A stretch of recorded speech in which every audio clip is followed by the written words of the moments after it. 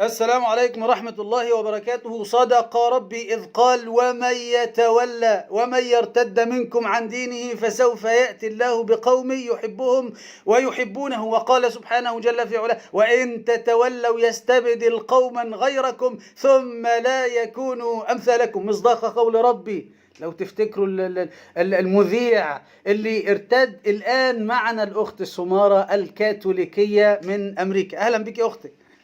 السلام عليكم. وعليكم السلام. حياكم يا حياكم الله. الحمد لله في نعمة بفضل الله رب سبحانه. طيب أخونا اللي هيترجم اسمه إيه؟ كريم. أخونا كريم، الله يحفظك ويبارك فيك يا رب. الأخت ما بتعرفش عربي يا إخوة إلا قليل، فلذلك هسأل أنا الأسئلة أو هكلمها أنا بالعربي وهي هتترجم، والأخ هيترجم لها بالإنجليزي. الأخت الله يبارك لك سألنا إيه الشيء اللي حببها في الإسلام وجعلها تدخل إليه. What made you love Islam and made you kind of more revert to Islam and enter Islam? So I started having a lot of questions that didn't make sense in my own religion. I was always unsure of what we were doing. We didn't really follow our religion. We didn't grow up. We grew up Catholics, but we did not practice our religion. We never really went to church. We didn't really study. We just grew up knowing we were Catholics. هي طفولتها كانوا كاثوليك وما كانوا يعني يروحوا على الجامعة أو يعملوا شيء، بس كانوا يعرفوا إنه هن كاثوليك. وكان عندها أسئلة كتير وما حدا يقدر يجاوبها على أسئلتها. نعم. لا الشيء انت ركز لي كده. هو كل انسان بيبقى ليه موقف معين بيجعله يتبع الدين والعقيدة. ايه الشيء اللي جعلها تتجه للإسلام مش تترك المسيحية؟ هنيجي لسؤال ترك المسيحية، بس خلينا الآن في السؤال. هو ترجم للأخت اللي أنا هقوله ده. ليه إحنا بنسأل السؤال ده بالأخص؟ لأن أكثر الأسئلة اللي بتيجي حتى من المسلمين: إيه الشيء اللي خلى المسيحي أو النصراني يترك عقيدته عشان يقبل الإسلام؟ إيه المحسن اللي شافه أو إيه النقطة اللي شافها؟ فاهمني؟ اتفضل. Yeah, فهمت عليك. He's asking, every person who reverts to Islam, he has a certain point in his life where he sees like, okay, that's it, I have to revert to Islam. This is the point. What is the thing that made you really say, I have to, go into Islam? This is it. So I always had questions. Like we didn't really study our religion, so it was always the unknowing that I didn't know growing up. I knew there was a God, and then they would put all these things like the Holy Spirit and Jesus with God all in one. It didn't make sense to me. I didn't know how to explain it to others when others asked me about my religion. So that's what made me really start studying and try to find more answers. And nothing really made more sense. Everything that I would learn would make sense if it was like Islam and like the videos that I would watch. It would be so well explained, especially like Dr. Syed and all these videos online. It just, learning about that it fed my soul, and it just made me feel like this is it, like this is the truth. So the Dr. Zakir video basically made you convert into the اللي عم بتقوله انه اللي خلاها فعلا لانه هي وكانت كاثوليكيه ما كانت تؤمن بشيء وبتعرف انه في رب العالمين تؤمن فيه، بس ما عندها any information ولا ما حدا معلمها شيء. فهي لما درست عده religion لقيت انه الاسلام الوحيد عده اديان. قول لها فاهم، بس عشان في ناس كتيره قوي مستمعه للفيديو ما بيعرفوش انجليزي خالص. فريليجن عده اديان يا اخو. ولا يهمك. فاللي صار انه صارت كل اللي عندها كثير اسئله وما حدا عم بيجاوبها على الاسئله اللي عندها اياهم. فلما درست الاسلام لقيت انه الاسلام عم بيجاوبها على كل الاسئله. الله اكبر. على قلبها بطريقه هينه. الله اكبر. بعدين درست عن دكتور زاكر نايك بيحكي عن الاسلام، وهو عنده كثير فيديوز يعني بيعمل محاورات مع مسيحيه. نعم. وبيسالوه اسئله وبيفرجيهم يعني من القران ومن الانجيل انه الاسلام هو الحق. نعم.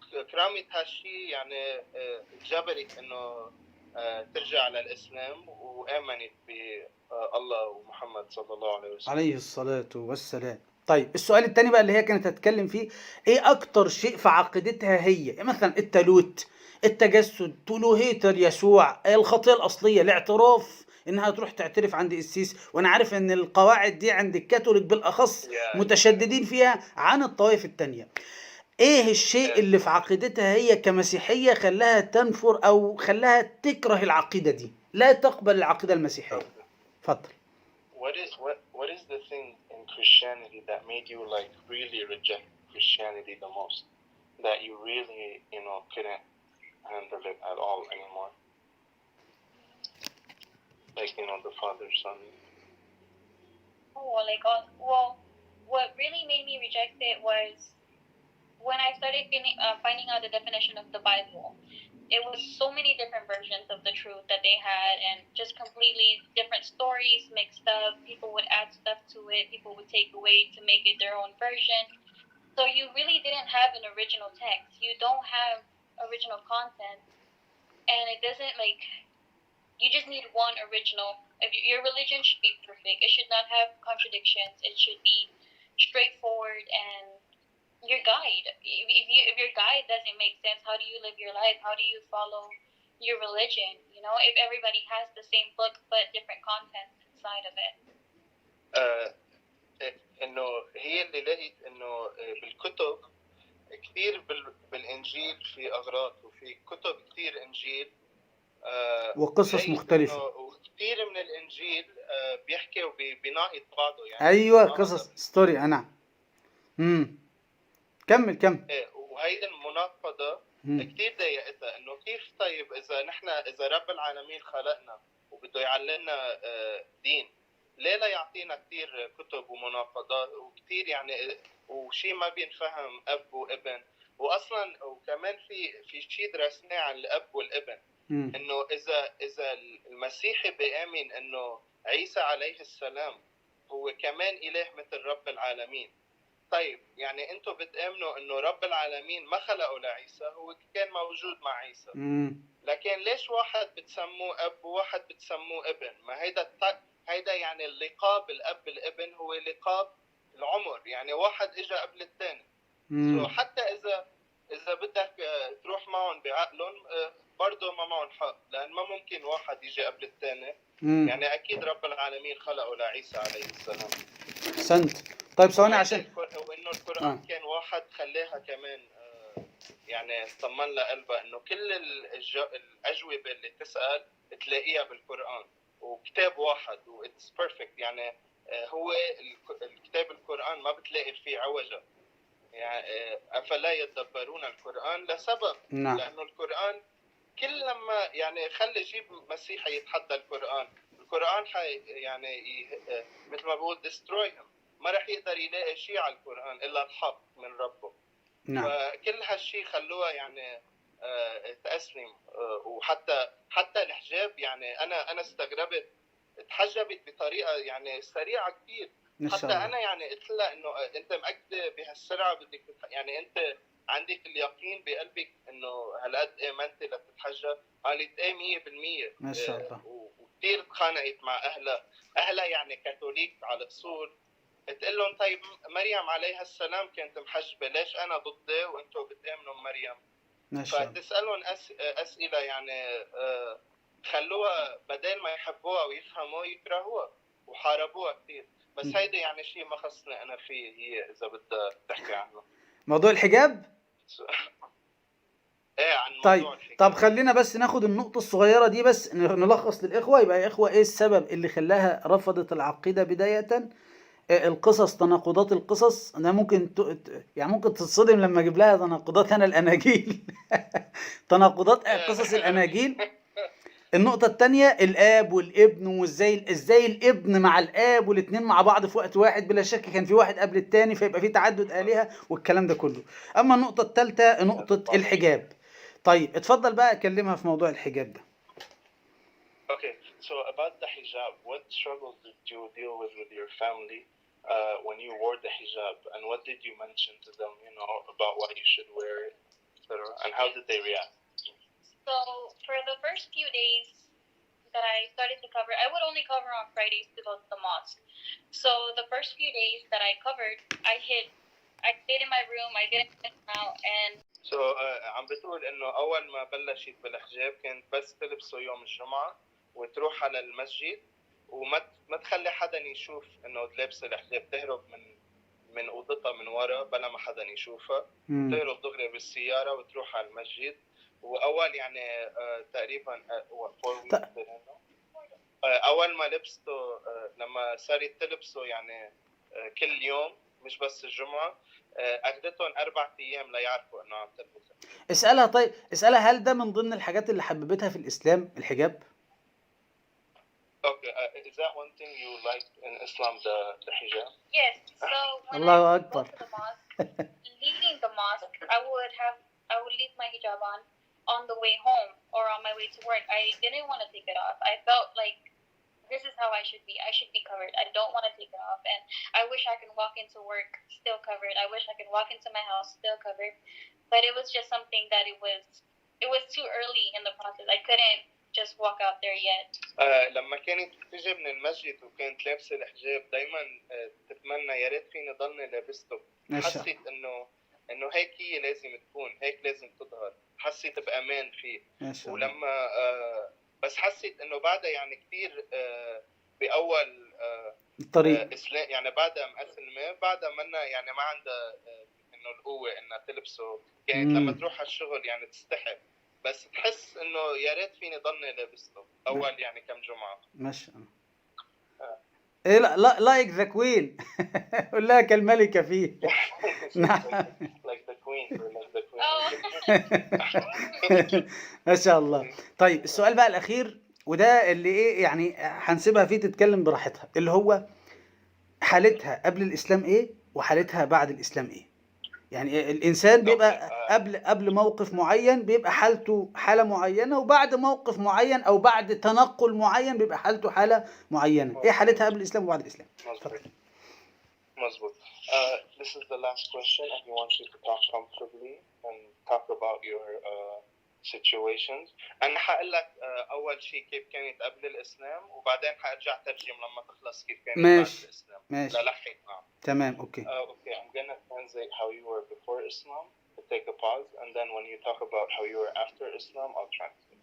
So tell him your experience of how you were before Islam first, and he's gonna leave you comfortably. Okay. So, well, before Islam, you know, in my household, we would eat anything like pork. It was family meal. Pork was actually something so common in my house that when I stopped eating it, it was a complete life changer. But yeah, that was something that was our normal. It was normal for me to get home late. I would not mind being late from work and all these things. And when you were like always depressed. Yes. Yes. I was very sad for a long time. Like for the last time I can remember, like it lasted a long time. I was very depressed. And I knew that my life was just not. I was just not happy on the inside. There was something missing. فيش سعادة. ما فيش سعادة. Yeah, like. كانت تحس إنه كثير يعني قبل كانوا أول شيء يأكلوا خنزير دايما عادة كان بالبيت الخنزير. لما وقفت الخنزير قصة تانية هلا قال حتقول. وكانت إنه دايما بالبيت ما عندها يعني حزينة. إحساس بقلبها إنه اطمئنان ودايما زعلانة. كان عندها يعني. very sad. كانت حزينة على طول الطريق. يعني لما الإنسان يكون يعني حزين دايما وما عنده شيء يعني يبسطه، هيك كان دايما تحس وما تفرق معها يعني امتى تجي على البيت وامتى تظهر وما عندها يعني شيء هيك بقلبها خليها تحس إنه مبسوطة. How are you after Islam? So after Islam, I started feeling so fulfilled. Like when I took my shahada, I felt this weight off my shoulders, and I felt so happy. Like MashaAllah. That I had I've missed out on something. I felt so happy at the moment, and slowly as I continued to grow into my religion and learning more about it, learning how to pray, prayer has really helped in like the long run. It really has helped me with my sadness. I can be alone longer. I used to not be able to be alone in the room. I would get so sad, if I had no one to talk to, I would be depressed. Now, I can be quiet and say to myself, I can be happy alone, and just learn it. قال انه ورا الاسلام هلا، قال هي كانت قبل الاسلام ما تقدر تقعد بالاوضه لحالها، بتزعل كثير. بس هلا صار ما عندها مانع ابدا تكون لحالها. وقال لما تعلمت الصلاه كثير فات الصلاه خليها تحس باطمئنان جواتها، وخليها انه دائما تقدر تقعد لحالها وما تتضايق، ما تكون حزينه، ما يكون يعني ما عندها شيء يعني مضايقها.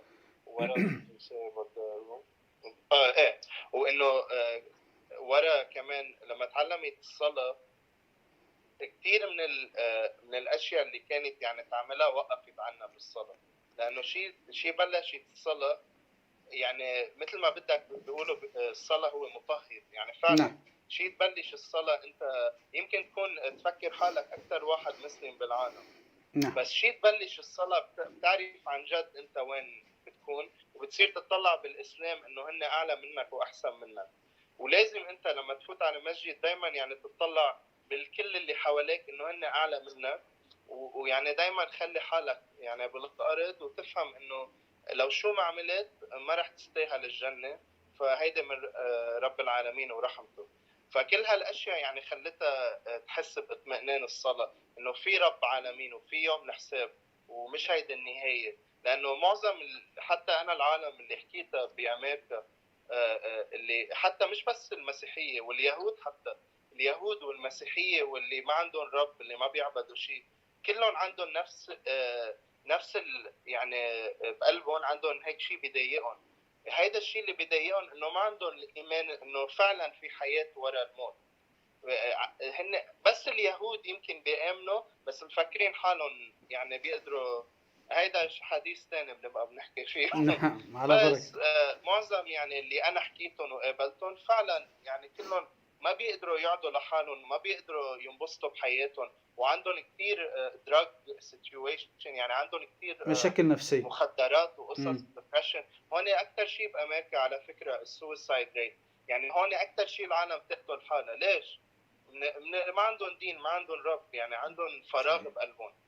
فكل هالاشياء بتروح لما الانسان بيلاقي ربه، بيرجع لعند ربه. ولما الانسان بياخد الشهاده، الحمد لله انا يعني شايفها بعيني 4 مرات، كل واحد قال لي انه كانه شيء انشال عن صدري. Do you remember what did you tell me when you took the shahada?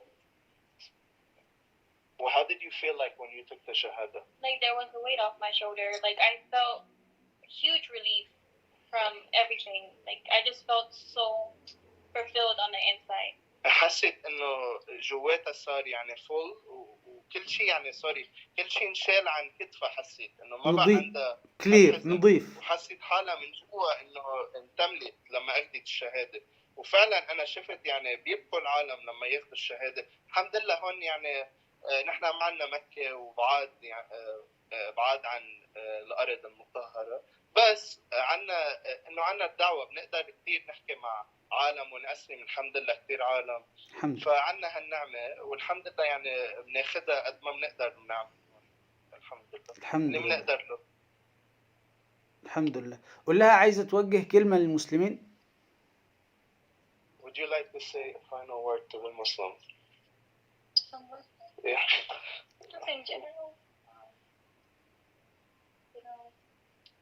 Islam is really a misunderstood religion from the views of the outsider, and it really takes a strong person to go in and learn and understand the religion. And you have to, when you learn about Islam, you really have to have an open mind, and you have to try to learn about Islam with an open heart, not just an open mind. You have to try to understand it for yourself. That's how you get a lot of Muslims who actually were trying to go against Islam and were trying to contradict the Quran and everything, and then they ended up falling in love with it themselves and converting. So, when you really dig into it, you really learn a lot, and it says so much about how you should live your life, and it's very helpful.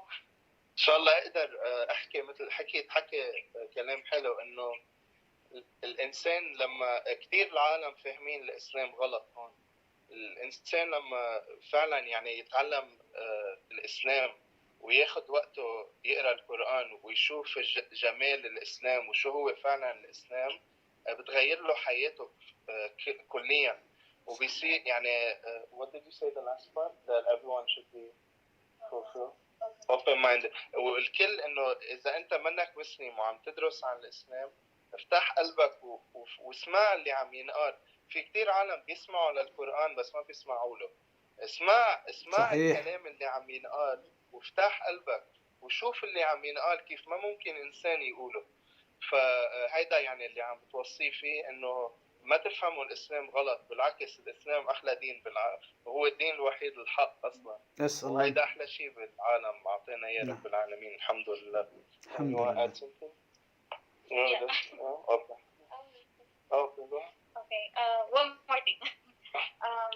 Islam in America and Houston is growing rapidly, but also for the Hispanics and for the Latinos, it's really growing really fast. So a lot of Hispanics and Catholics and Christians that, you know, they come from all over the world. They're starting to see the truth also, as well as my family, and you know, slowly but surely they're learning. So that's a step. بدي تقول بعد شيء انه هون بهيوستن الاسلام كتير عم يكبر، وخصوصا بالسبانيش كوميونتي. هي هاف مكسيكان هاف امريكان، فيعني نص امريكانيه نص مكسيكيه. المجتمع الاسباني عم تلاحظ انه كتير مكسيكان عم بيصيروا، وخصوصا كاثوليكيه عم بيأسلموا، عم يرجعوا للإسلام وعم بيلاقوا إنه هيدا الحق. وفعلا هون بهيوستن أنا الحمد لله يعني صرنا شايفين كتير إسلام حوالينا الحمد لله. يعني عم يجي ومش بس يعني عرب، بالعكس أقل شيء عرب. 82% يعني 82% من الإسلام بالعالم منهم عرب، ما بيحكوا عربي وبيحفظوا القرآن كليا وما بيعرفوا عربي. هيدا معجزة من رب العالمين. يعني العالم اللي بيكرهوا العرب بيفكروا انه الاسلام هو عرب غلطانين. يعني في كتير اشياء غلطانين فيها عن الاسلام، بس الاسلام مجتمعات عالميه مش منحصره في عرب فقط. صحيح. ده في دول كامله فعلا زي اندونيسيا وباكستان ما بيتكلموا عربي مع انها دول اسلاميه صرف. مظبوط 100%. يعني وبيلحقوا الاسلام. هلا اذا انت تطلع مين اكثر شيء عم يربح بحفظ القرآن؟ الانديانز والباكستان. صح. الباكستان صحيح ما بيعرفوا عربي، يعني ما شاء الله اسم الله عليهم. يعني ليك هيدا يعني انا بلاقيها فعلا رب العالمين بعد يعني الاسلام للوسط لا يعطي لكل العالم. يرفع الله بهذا الكتاب اقوام، يرفع الله بهذا الدين اقوام. نعم صحيح. أسأل الله أن يبارك فيك يا رب. الحمد لله. طيب عشان نختم وما نطولش برضو على الأخت، أسأل الله أن يبارك فيك. وده يا إخوة مصداق قول الرب جل في علاه: وإن تتولوا يستبدل قوما غيركم ثم لا يكونوا أمثالكم. هيكونوا أفضل منكم. يا أيها الذين آمنوا من يرتد منكم عن دينه فسوف يأتي الله بقوم يحبهم ويحبون. فرق. والله أكبر والعزة لله وحده ولا حول ولا قوة إلا بالله. بتقول إيه؟ كتير بتعلم منك. أنا كتير بتعلم من فيديوهاتك أشياء. لما نعمل هون دعوة جروب كل شهر مرة نحكي مع عالم كتير بستعمل أشياء متعلمة منك. أسأل الله أن يبارك فيك يا رب العالمين. وإنت لو تعرف تترجم بعض الفيديوهات للأخت، خصوصا الفيديو بتاع إسلام اللي هو لاعب السلة اللي كان اسمه إيه؟ كان واحد أسلم في أمريكا مشهور جدا. لاعب السلة أظن كريم عبد الجبار. لا اسمه ستيف. هو اسمه بقى كريم دلوقتي، اسمه ستيف إيه؟ هارفي. لا ستيف هارفي الممثل. ستيف اسمه إيه بتاع السلة ده. على كل إن شاء الله بقى أشوف. نعم ابقى تواصل الأخت وترجم لها بقى أنا بتابع خبيب بس. حبيب اللي هو الشيشاني ده. نعم الله يبارك. أحلى شيء هذا. الله يحفظك ويبارك فيك يا رب العالمين. جزاك الله خيرا. السلام عليكم. آمين. عليكم السلام ورحمة الله وبركاته.